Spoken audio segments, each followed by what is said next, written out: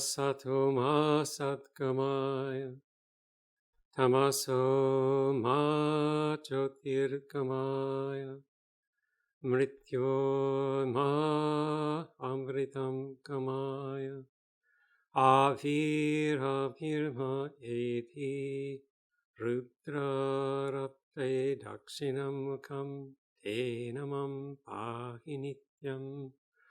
Om Shanti Shanti Shanti. Lead us from the ever-changing to the unchanging. Lead us from darkness to light. Lead us from death to immortality. Light us through and through, and guide us evermore with thy loving presence. Peace, peace, peace. Good morning. Welcome back. Nice to see all of you after a summer break. And today our topic is Vivekananda's Great Temptation. It could also accurately be called Vivekananda's Greatest Temptation. And I'll start with the story. Swami Vivekananda's hosts in Chicago at the 1893 Parliament of Religions were not George and Ellen Hale on Dearborn Avenue, but John and Emily Lyons, who lived at 262 Michigan Avenue, about 5 blocks south on Michigan Avenue and across the street from the site of the Parliament of Religions at what's now the Art Institute. He stayed with them from September 10th, 1893 till the end of October. We're not quite sure when he left. Can everyone hear okay? Chari?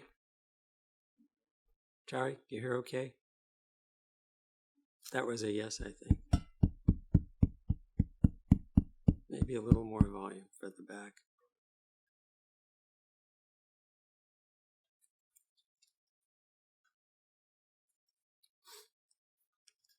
So the Lyons were members of the First Presbyterian Church. For the previous 2 years, their pastor, John Barrows, had been occupied overtime with his role as chairman overseeing the development of the upcoming Parliament of Religions. Mrs. Lyon, like many in her congregation, had volunteered to host a delegate to the World Congress. She had no idea who their out-of-town guest might be, or where he might come from, but her husband declared he better not be a bigot. This was an open declaration. Very late on the night before the Parliament opened, a church member brought round their mystery delegate. The next day, 5,000 people would give Vivekananda a standing ovation. That night, I'm sure he was simply grateful for Mrs. Lyon's kindly reception. Most of the knowledge that we have about Vivekananda's friendship with the Lyon family comes from their granddaughter, Cornelia Conger, who, as a yellow-haired girl of 6, lived with them. She recalled her undimmed memories in 63 years later, 1956, in a Prabhupada Bharata article. With much persuasion from the president of our order, Swami Shankarananda, because she thought they were too insignificant to be recorded for posterity. So in her words, my grandmother, Mrs. John B. Lyon, requested, if possible, that a delegate who was broad-minded be sent, as my grandfather was much interested in philosophy, but heartily disliked bigots. Our home, 262 Michigan Avenue, was a pleasant, somewhat old-fashioned frame home, painted olive green with boxes of red geraniums across the front.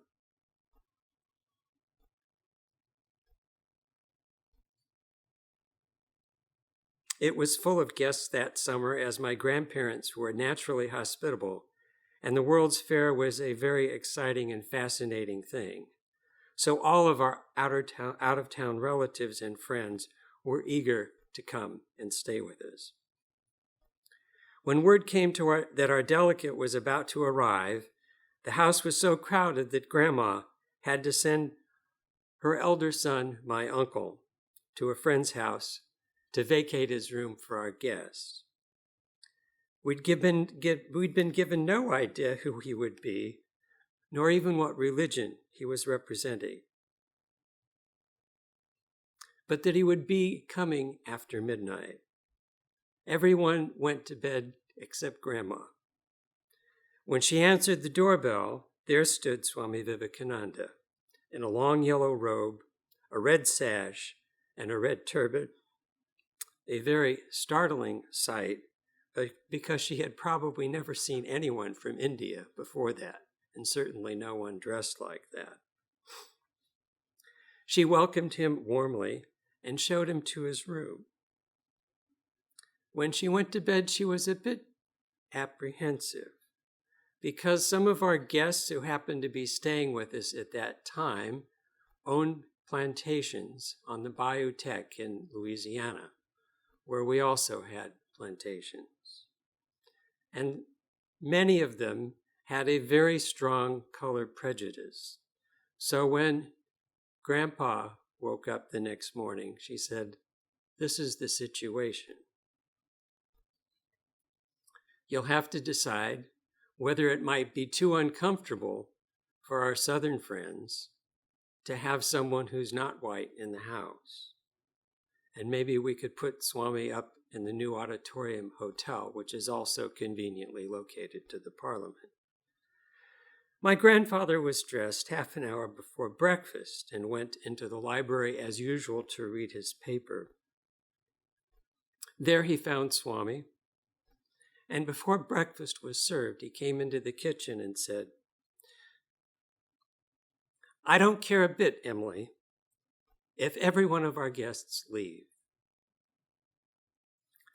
This man from India is the most brilliant and interesting person who has ever been in our home, and he shall stay as long as he wishes."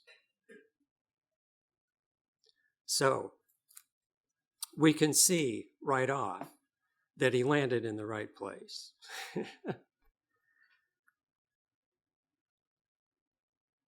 Now, who was John Lyons? Who was this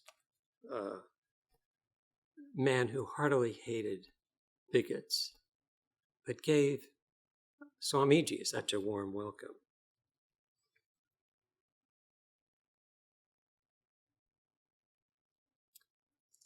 In 1893, he was 64 years old. He'd made a fortune by buying, transporting, and selling grain on a large scale. He was a member of the Chicago Board of Trade. In 1879, for instance, he transported 50 million bushels of corn. That's just one commodity.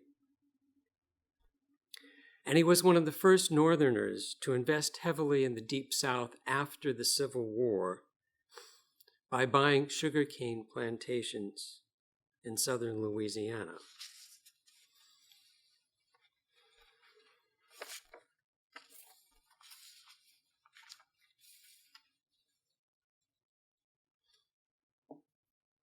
So Emily and John married in 1851. So they'd been married 42 years. They'd raised their kids. One of their daughters had recently lost her husband, so she, who was also named Emily Conger, was living there with her only child, Cornelia.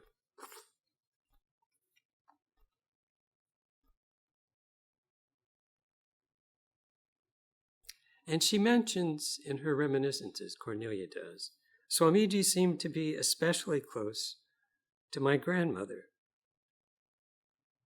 who reminded him of his own mother. She was short, erect, very erect, great posture, with a quiet dignity and assurance, excellent common sense, and a dry sense of humor that he enjoyed. He addressed her, "Dear Mrs. Lyon, my dear American mother."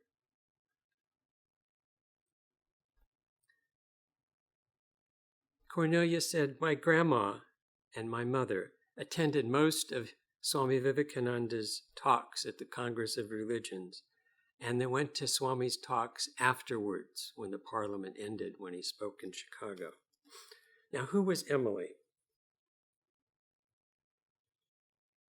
Emily was president of the Chicago Women's Hospital, a maternity hospital founded in 1886 and run exclusively by women, for women, including women doctors. She was also the president of the Chicago Women's Exchange, another organization set up and run by women, for women.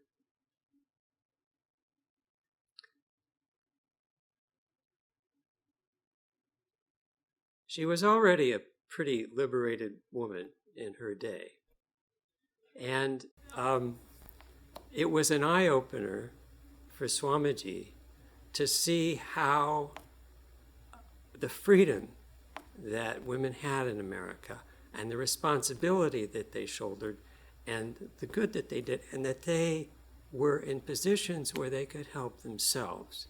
And he instituted these kind of changes in India himself and set in motion an organization which instituted many more reforms like this in Indian society. She took him on a tour of the maternity hospital, and he was keenly interested, asked for all the statistical information about infant mortality and so on and so forth.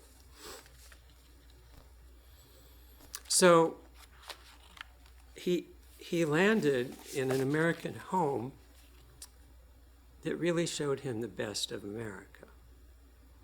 And what does this all have to do with our topic? Well, okay. Cornelia's reminiscences. Once Swami Vivekananda said to my grandmother, "I've had the greatest temptation of my life in America." She liked to tease him a bit and said, "Who is she, Swami?" He burst out laughing and said, "Oh, it's not a lady, it's organization."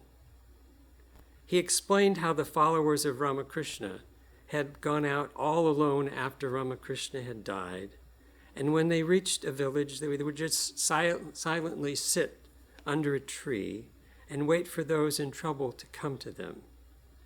But in the States, he saw how much could be accomplished by organizing work. Yet he was doubtful about just what type of organization would be acceptable to the Indian character. He wanted the best of the West and the best of the East, but how that would work with the very traditional culture that he was brought up in, he was working overtime. He gave a great deal of thought and study to how to adapt what seemed good to him in our Western world to be of the best advantage to his own people. And he expressed at other times this dilemma about organization. I mean, he decided to organize, but he knew there were problems with it.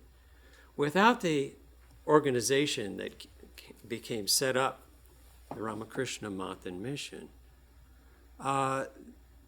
the intensity of Ramakrishna's spiritual transmission could be very well maintained from guru to disciple.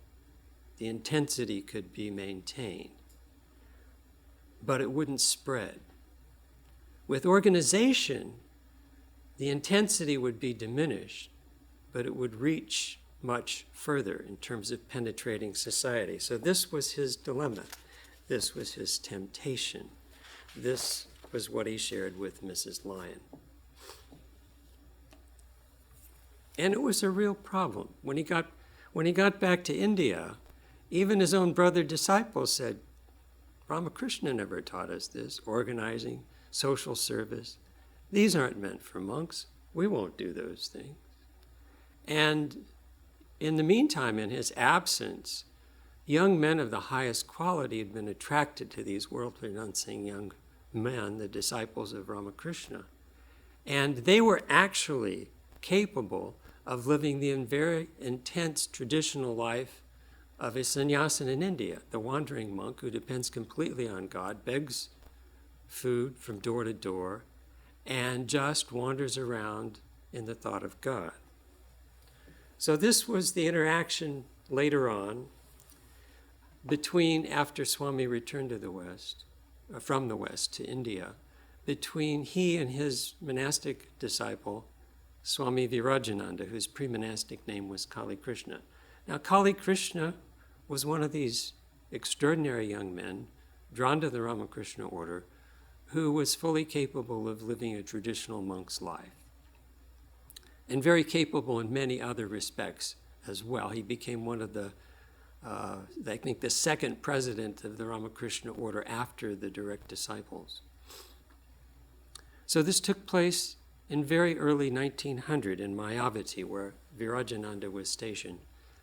And Swamiji had just arrived there for the first time to console Mrs. Sevier, who had lost her husband just recently. So they were sitting, Swamiji was sitting with Swami Swarupananda, who was in charge of the ashram, and Mrs. Sevier, and he was outlining the type of activities that he wanted to be carried on from this hill station in Mayavati. Listening gravely, Swarupananda willingly accepted responsibility for all those projects, adding that this would be possible only if his assistants, Swami Virajananda, Swami Vimalananda, and one other, would remain for at least 3 years, helping him with all sincerity. Without delay, Vivekananda called all the workers together and asked if they were agreeable.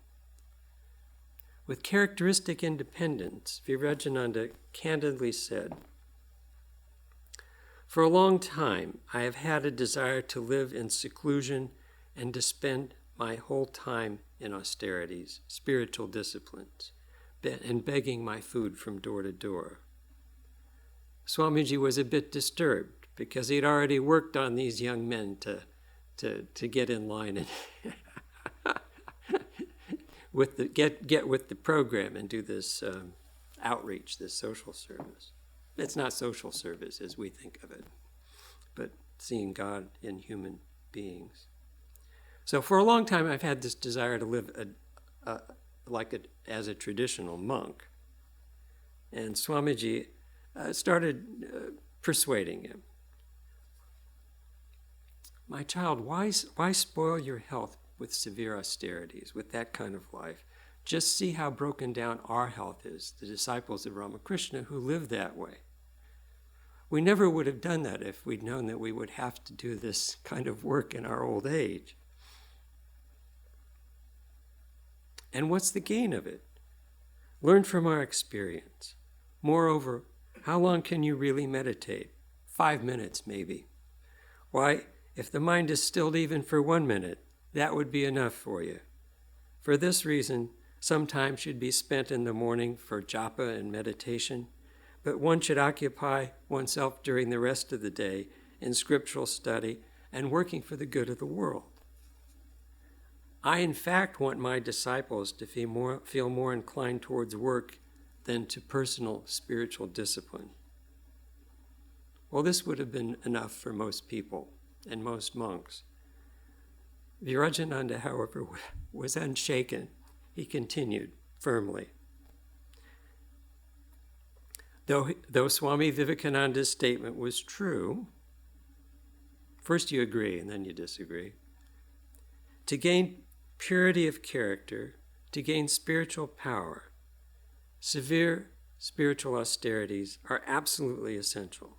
Otherwise, it's impossible to perform action which is truly unselfish. Faced with this obstinacy, Swamiji switched gears and started a severe scolding. No one could scold like Vivekananda. And the result of this is that after some time, sometimes short time, sometimes long time, the person being scolded, it gets too hot, they leave the room. So after a while, when Vivekananda had left the room, Swamiji told the others, what Kali Krishna says is absolutely true.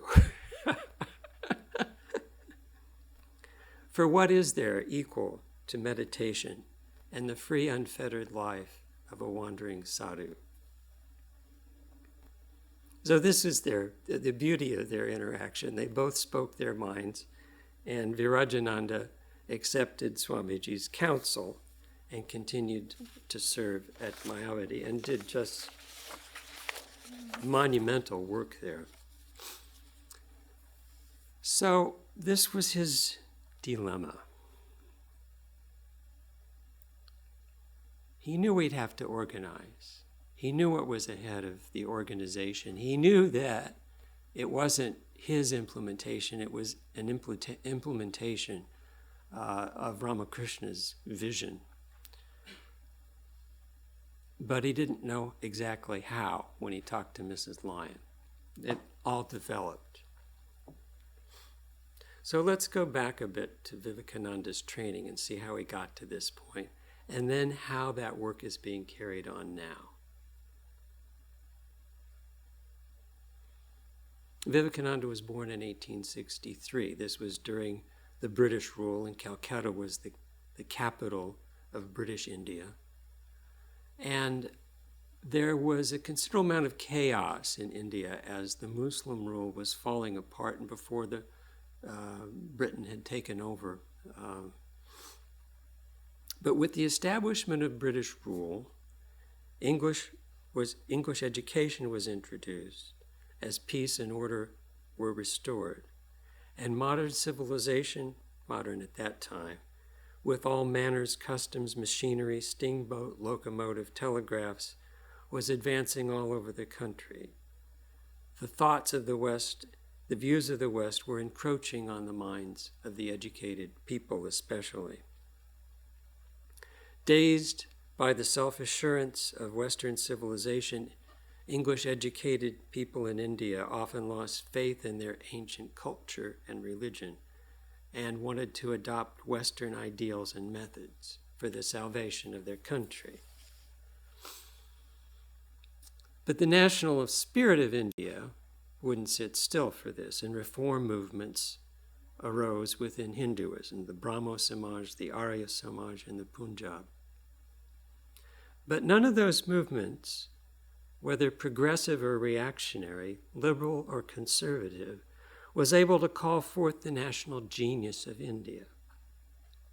None could point out to India's children the true meaning of their extraordinary, voluminous scriptures, the universal character of their religion, the inner harmony of their multifarious beliefs, the fundamental unity of the national life of India despite all divergences of sect, creed, caste, color, custom, and so forth. None could restore their faith in their ancient heritage and indicate how to accept the new on the basis of the old, applying the eternal religious principles to these changing conditions. And it was at this juncture that Ramakrishna appeared. His life and his message threw light on all these points. And in them, the young Narendranath Datta found the key to the soul of India and the way to arouse her slumbering self-consciousness and engage India in a twofold task. First, of national regeneration along the ancient spiritual principles that enunciated in the scriptures. And second, the spiritual awakening of humanity at large.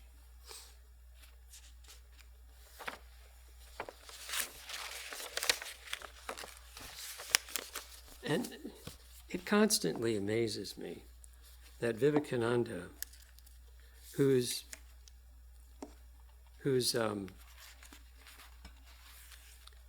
thoughts are so large, was so easily accessible to whomever he was with, wherever he was with them.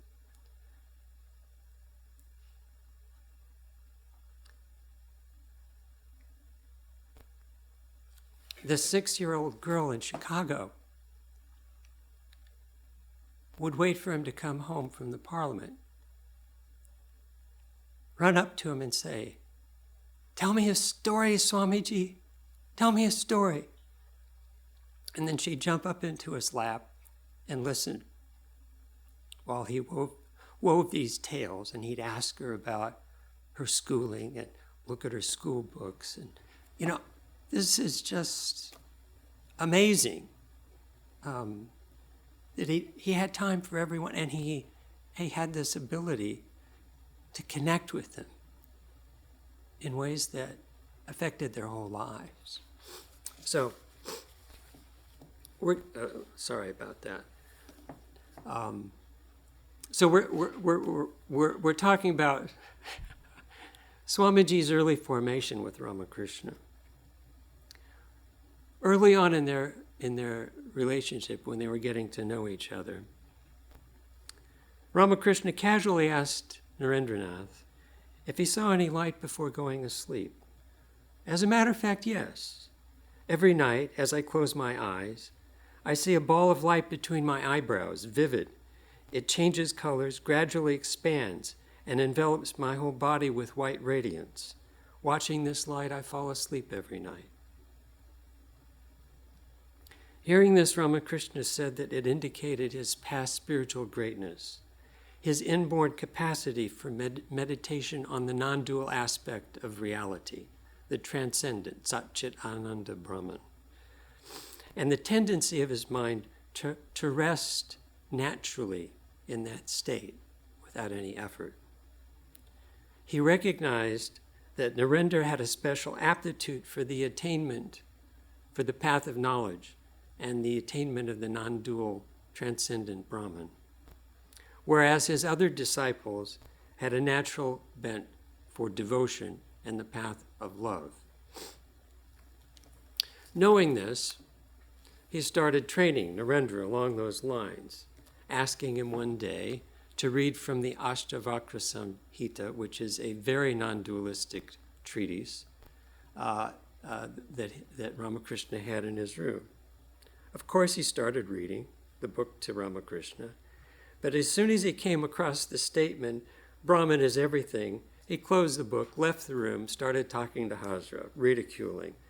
Is it not blasphemy to say that this jar is Brahman, the brick wall is Brahman, that tree over there is Brahman?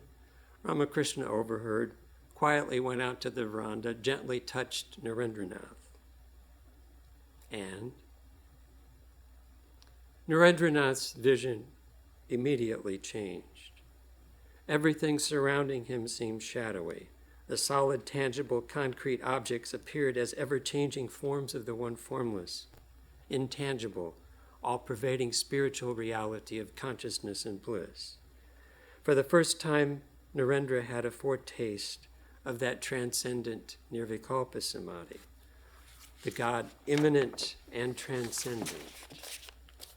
It was so strong it lasted days, and when it was dissipating, he had to knock his head against the iron rails of that demarcated the beginning of a park to see if the iron railings were real. So, good teacher, good student. One day in 1884, while talking about the Vaishnava tenet of practicing compassion to living beings, Ramakrishna passed into an ecstatic mood.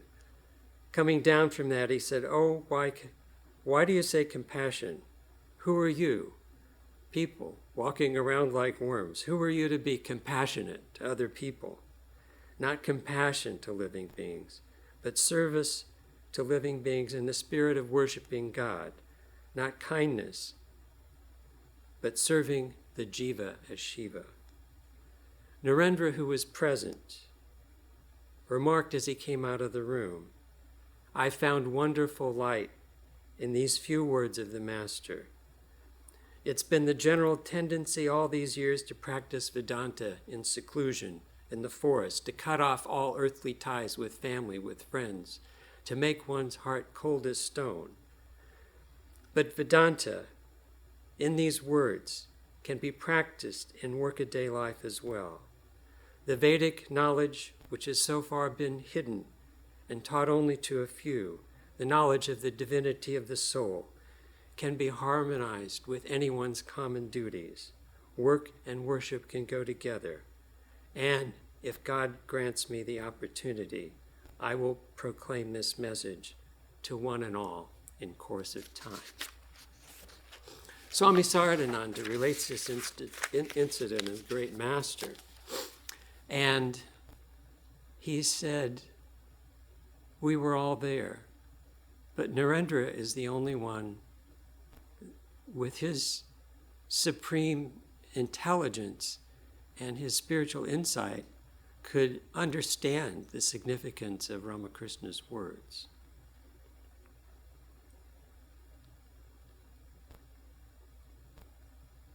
One more instance of Ramakrishna's training.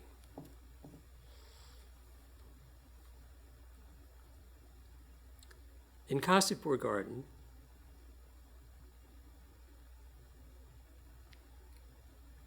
Narendra had come full circle, and he was begging Sri Ramakrishna, who was dying with cancer, for the experience of Nirvikalpa Samadhi, which he had previously ridiculed. And one summer evening in 1886, he got it. Lost all external consciousness, his body became stiff, perfectly still, as if life was passing out of it. His brother disciple, Vivekananda, ran upstairs with the alarming news. Sri Ramakrishna smiled and simply said, "Now he has what he was so eager for. Let him stay in that state for a while." And when Narendranath came down to normal consciousness, he himself went to Ramakrishna. The Master said, "The Divine Mother has opened unto you now the whole truth, but the key will remain with me. The key will remain with me. You will have to work for the fulfillment of the divine mission for which you have been chosen. When that work is over, this treasure will again be opened unto you." Again at Kasipur, Narayan expressed a strong desire to remain immersed in Nirvikalpa Samadhi. And at this, Ramakrishna said, "You're not meant for that. You are to see God in one and all and serve God in them. To realize God in Nirvikalpa Samadhi is the attainment of spiritual knowledge. A few blessed souls attaining the highest come down from that state and see God dwelling everywhere. This is supra-knowledge, vijnana. And that's what you're meant for." And it should be noted that this is the state that Ramakrishna lived in. And this is the state that Swami Vivekananda came to live in the latter part of his life. If you read his lectures in San Francisco, he is full of this divinity everywhere. He can't suppress it. And it's very interesting to note that this is what animated him in the latter part of his life. I'm going to quote from a famous letter that expresses this in his own words. And you've all seen and read it before, but it's the sort of thing that's always inspiring. He's writing in 1897 from Almora, after he'd returned from his first visit to the West, to Mary Hale, who's very concerned about him, and she's warning him about all these people and all this kind of propaganda machine that's been started up, and all these rumors that are demeaning his character and his status and everything in America, and trying to tear down his work in his absence. And he says, "Let the babies prattle.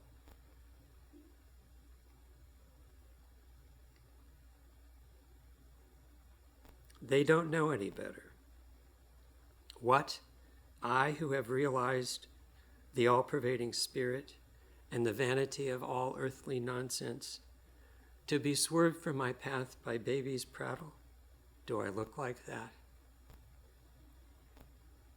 There's only one idea now burning in my brain: to start a machine that is an organization, to start the machine for elevating the Indian masses, and that I have succeeded in doing that, and that I have succeeded in doing to a certain extent. It would make your heart glad to see how my boys," that is his young monastic disciples, "are working in the midst of famine and disease and misery, nursing by the mat bed of the cholera-stricken, feeding the starving. And Lord sends help to them and to me."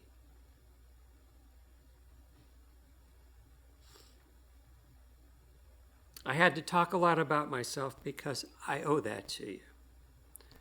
But I feel my task is almost done. At most, I have another 3 or 4 years. I've lost all wish for my own personal salvation. But I must see my machine, that organizational machine, in strong working order, and then knowing for sure that I put a lever in for the good of humanity, in India at least, which no power can drive back, I will sleep without caring what comes next. And may I be born again and again and suffer thousands of miseries, so that I may worship the only God that exists, the only God I believe in, the sum total of all souls, and above all, my God, the wicked, my God, the miserable, my God, the poor of all races, my God, the poor of all species, is the special object of my worship. So this is Vijnana, super knowledge fulfilled in Vivekananda. This is his vision. This is his organization.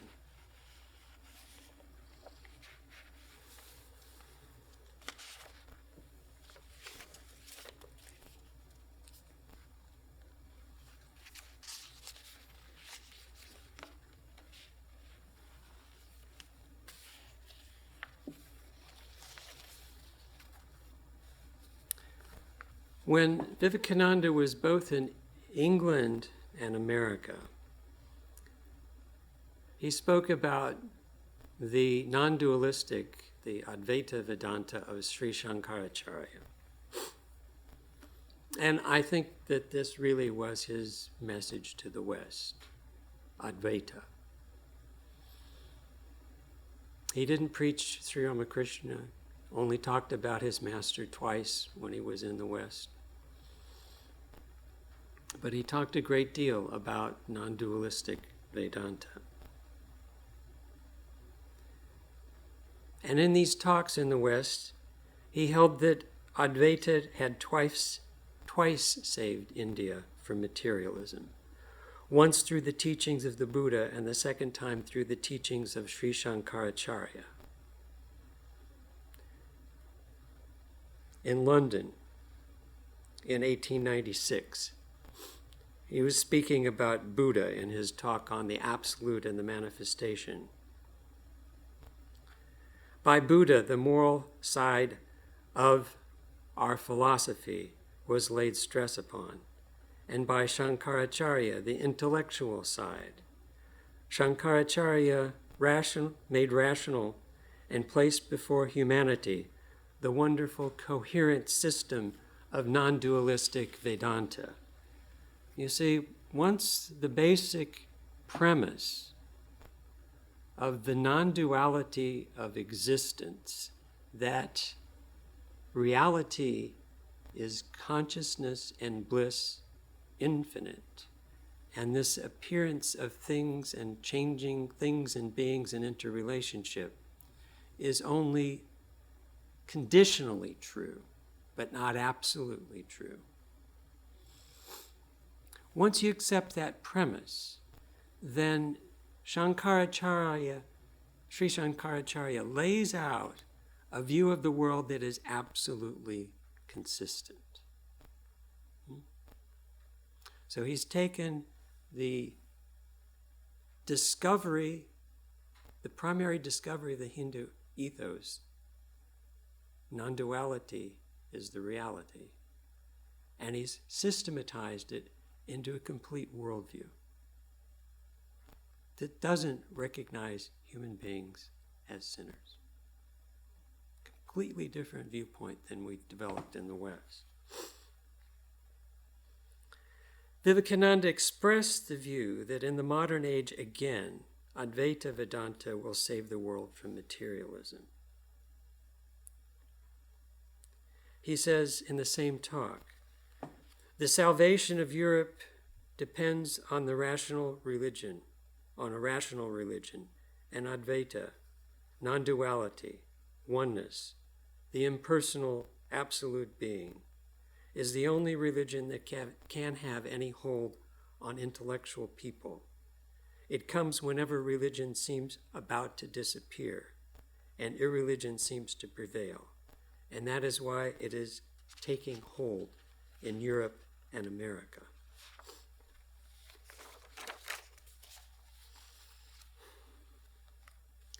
Vivekananda's historical knowledge and insight unveiled to him the fact that India's special gift to the world throughout the ages has been the profound truths of spiritual life, and that on her regeneration depended, particularly at this juncture, which would be the turn of the 20th century, the regeneration of the world. Thus his mission he saw as twofold, national and universal. And the two aspects are closely allied. On the one hand, it calls for the consolidation of the spiritual consciousness of India, setting her to the task of national reconstruction on the basis of that spiritual consciousness. On the other hand, it calls for the spiritual awakening of the world at large by sending out from India special messengers trained for that purpose. Even in 1894, he was writing to his disciples in Madras. My whole ambition in life is to set in motion machinery which will bring noble ideas to the door of everyone, and then let men and women settle their own fate. Keep the motto before you, elevation of the masses without injuring their religion. He said, our modern reformers are busy with widow remarriage. Of course, I sympathize with such reforms, but the fate of the nation does not depend upon the number of husbands that widows get. It depends on the condition of the masses. Can you raise them?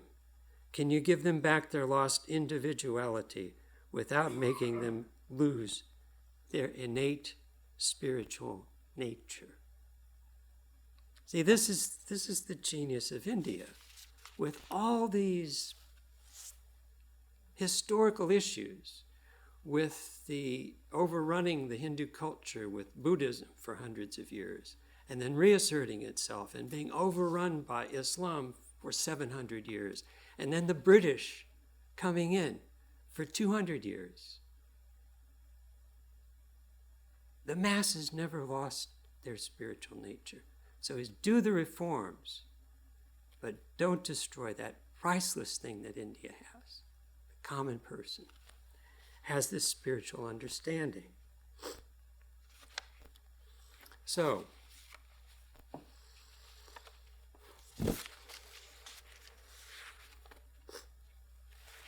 Vivekananda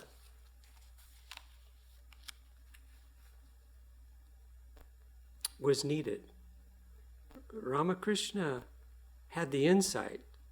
When he came down from Samadhi, he'd say things that were new, but it was only the supremely intelligent Narendra, and to some extent Rakal, Swami Vivekananda, who understood the deep significance and the newness of this insight and its application to the problems that were being faced by the world, not just individuals, but by the world.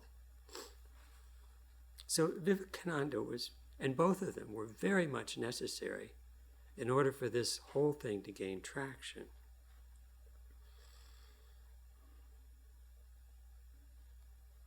So I want to talk about his originality. There are two paths within his Hinduism, traditionally. The path of the world and the path of perfection. The path of the world is fulfillment of one's desire for success and pleasure within the dictates of dharma, righteousness. And that leads, as we experience more and more, to disillusion with the best that the world can offer and seeking for spiritual freedom, moksha. So this is the traditional pravriti and nivritti marga, the two paths. Shankara didn't direct his attention to the seekers of worldly prosperity. The same is true with other great spiritual leaders. The Gita is a moksha shastra. It's for the seekers of liberation. Buddha has in his view men and women who are eager to go beyond all suffering, and not many face this problem. The direct appeal of Christ is to the seekers of heaven and not the seekers of the earthly kingdom. If you read the Sermon on the Mount, he's not talking to the common men, the common women. He's talking for the people that are on the path towards moksha. And the burden even of Ramakrishna's teachings is the renunciation of lust and greed. Though the great spiritual leaders were interested in the welfare of everyone, it was to the seekers of the supreme good, absolute liberation, that they engaged their special attention. But in Swami Vivekananda's all-encompassing vision, the seekers for temporal values are included equally. He sees humanity as a whole and feels equally concerned for all grades of people. His aim is to lead every individual at whatever level, in whatever sphere of life, to the highest goal along his or her own line of development.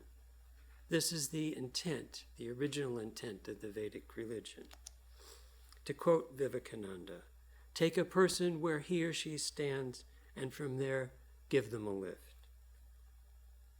Our duty is to encourage everyone in his or her struggle to live up to their own highest ideal and strive at the same time to make that ideal as near as possible to the highest truth. From the earliest days, the Upanishadic seers imparted the cardinal Vedic teaching of the divinity of the soul exclusively to the seekers of self-knowledge, those highly qualified people who were seeking moksha.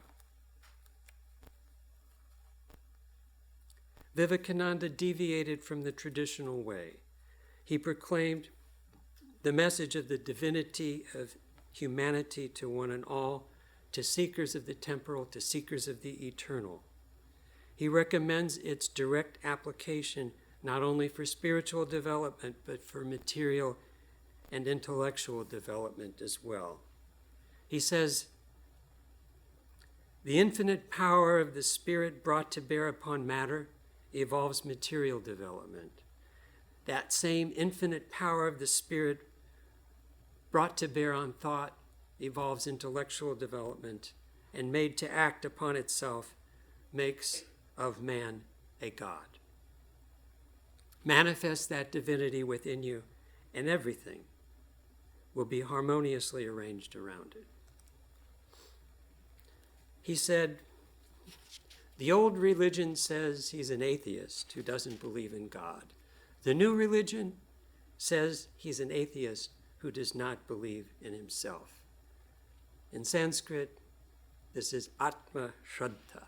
Atma Shraddha. Shraddha is this conviction that comes from partial experience that orients us towards the goal and gives us the momentum to put our steps on the path and reach the goal. And it's based on Atma, which is the divine within us. So the new religion says, if you don't believe that you're divine, you're an atheist. This is revolutionary. Vivekananda said that he'd given enough for the next 150, the next 1,500 years. That means that at 120 or 130 years, we're just at the beginning. He said that his children must be original. That means it is up to us to give Vivekananda's message that lifts us to the Himalayan heights intellectually and in our hearts. Practical application that even a child can imbibe and benefit from. Vivekananda's dream was to lift the masses of India without disturbing their innate spirituality. How is this being done right now? How is this being done? In June, Swami Shantatmananda visited us from New Delhi, and he spoke about value education. This is a program inspired by Vivekananda's vision of education. It started in Delhi about 14 years ago and is now spread all over the Indian subcontinent. Well, in India, not all over the Indian subcontinent. It's a practical example of the genius that it takes to take the deepest spiritual insights and understand them well enough to put them in practical form that children can understand and apply lifelong. This is an example of the fruit of Vivekananda's greatest temptation, organization. And that's what I want to speak about for the rest of our time, which is not that long. So some of you heard this talk, but it's worth going over the main points. And I've done a little research on the programs subsequent. So the premise is each soul is potentially divine.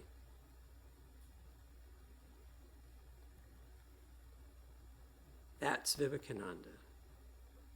And he says education is the manifestation of the perfection already in the human being. Now, what does this say about education?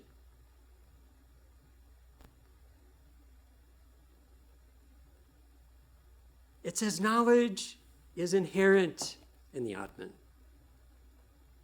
Infinite knowledge is there. And what's the role of the teacher? Is it to pour knowledge into something that is knowledge? The teacher's the midwife. To bring that spark out in the students so they figure things out. It's not a top-down approach, it's a bottom-up approach. Assume that the child can figure it out. Give them the environment in which that is catalyzed. You see? Traditional education in India, according to Swami Shantatmananda, is exactly the opposite. The knowledge is coming down from the teacher to the student. And only a few of those students are going to go on to higher education and get good jobs. So what this does is it demoralizes most of the students. They're separated into very bright, somewhat bright, not very bright, kind of stupid. And they're treated that way. So what it does is it just warehouses a lot of these kids. So he's developed a program. It didn't start out this way, but with help from really qualified and very innovative professionals in various fields in New Delhi. This program that has, it's a 3-year program in grades 6, 7, and 8, or 7, 8, and 9. And they go into the schools and they get permission, and it has no overt religious connotations. This is just principles, because there's this separation of church and state in India as well as in America. So how do you get it into the schools? See, this is pure application of Advaita Vedanta. So you put it into 40-minute modules, 16 times a year for 3 years. That's about 30 hours of instruction. And the amount of change that this makes in the student's life is remarkable. He said not just the students, after a year, and they arrange it so the same teacher does each year with these students. So the teacher's with them for 3 years, so there's continuity. After a year, when we first implemented the program, the teachers came to us and said, I don't know if this is working for the students, but it's working for me. I have a different view on myself, on my job. I'm getting more satisfaction from it. I'm doing things that I wouldn't have done before. I'm realizing my own potential. So they focus on different areas of human potential, and then they turn the class over to the students in kind of a controlled environment where they give them examples. Okay, this happens. Your grandma's sick, and you get a call from a friend. Your friend is inviting you to a party. What do you do? And you turn this discussion over to the kids. What do you do? And everyone's got a different situation, and they're all encouraged to speak up, not just the bright students. And what is it that we do with that academic intelligence? It's good for making money, but does it fulfill us as human beings? So they're finding that even kids that are speech impaired, that partially blind, that ordinarily have a very tough time, they come out of this program and says, I'm going to make something of myself. There's no reason I can't do things. I'm going to find out what I can do. And there's a couple of examples he gave. They have parent evaluations. And now this program is spreading. They're getting it at a program for primary schools. They're getting a program for colleges. They're getting a program for businesses, for parents. One woman came in, she said, my 12-year-old girl's in this value education program. And as she's telling them about this in the evaluation, she starts crying. We live on the 3rd floor of a walk-up. And every day when I bring groceries home, she gets out on the balcony and kind of laughs at me that I have to carry this up. And a few weeks ago, she saw me coming and she ran down the stairs and says, Mommy, let me help you. What happened?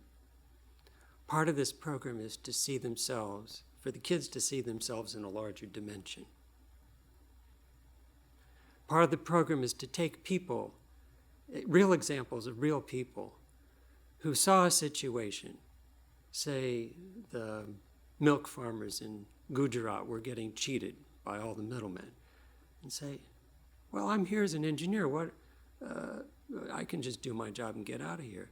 But these people are suffering. This man spent years, developed a milk cooperative that 200,000 farmers are benefiting from. They're now making a much better living because he took the time to stop what he was doing and say, there's a problem here. People are suffering. I'm going to do something. I'm going to try to do something. So people get the feeling that they can do something too. And there's this kind of peer involvement so that it's reinforced from the bottom up by all the other students. And another example, a student self-reported that he'd stolen 2 rupees from his dad. And then he went back and gave it back to his dad, told him what he did. Well, why did you do that? She says, it's against my innate dignity to do things that are below my dignity. So this is how Vivekananda's ideas and his machinery and his greatest temptation are working themselves out in India. And I really think that this is just the beginning. We've got another 1,000 years at least along these lines. So I'll close with a prayer.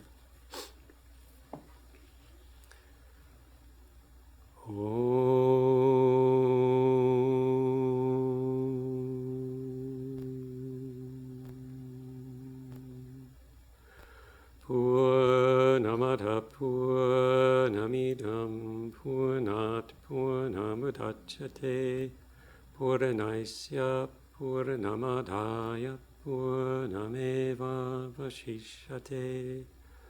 Om Shanti Shanti Shanti. This ever-changing, interdependent universe of things and beings is infinite. That self-existent, unchanging spiritual reality is infinite. This ever-changing universe, having come from that unchanging spiritual reality, that reality remains undivided, unchanged, complete, perfect, infinite. Peace, peace, peace be unto